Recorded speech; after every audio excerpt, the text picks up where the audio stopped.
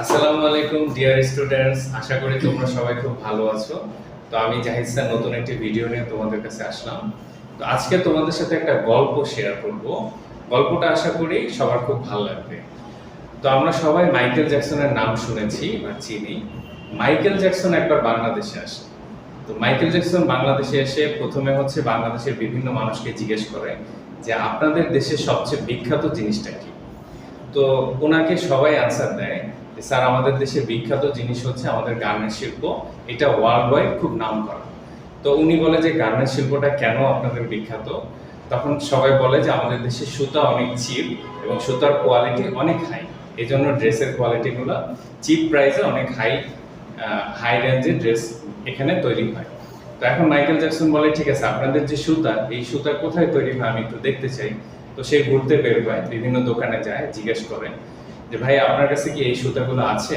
তো দোকানদার বলে না স্যার নাই। এরকম বিভিন্ন দোকানে 10-12টা দোকানে যাওয়ার পরে সে এক দোকানদারের কাছে যায়। দোকানদার বলে যে স্যার আমি তো আপনাকে চিনেছি, আপনি হচ্ছেন মাইকেল জ্যাকসন, আমি আপনার অনেক বড় ফ্যান, কিন্তু আপনি যে সুতা চাচ্ছেন এই সুতাটা আমার দোকানে নেই স্যার। তো তোমরা বলো স্টুডেন্টরা, আমি যদি তোমাদেরকে বলি দোকানদার মাইকেল জ্যাকসনকে কি বলে? দোকানদার মাইকেল জ্যাকসনকে বললো যে স্যার আমার কাছে সুতো নেই। আর মাইকেল জ্যাকসনকে আমরা সবাই জানি সংক্ষেপে বলা হয় এমজে। তো আমরা যদি এইচটিএমএল করার সময় এইচটিএমএল ট্যাগের মধ্যে যদি ফন্ট স্টাইল এটা লিখে সুতো নেই এমজে এই কথাটা যদি লিখি এবং তারপরে যদি বাংলায় যে কোনো কিছু লিখি, লাস্টে যদি ফন্ট ট্যাগটা ক্লোজ দেই, তাহলে বাংলায় টাইপিং হয়ে যাবে। এটাই হচ্ছে মজার গল্পের মাধ্যমে আমরা শিখলাম কিভাবে এইচটিএমএল এ বাংলা টাইপ করতে হয়। আশা করি সবাই বুঝতে পেরেছো।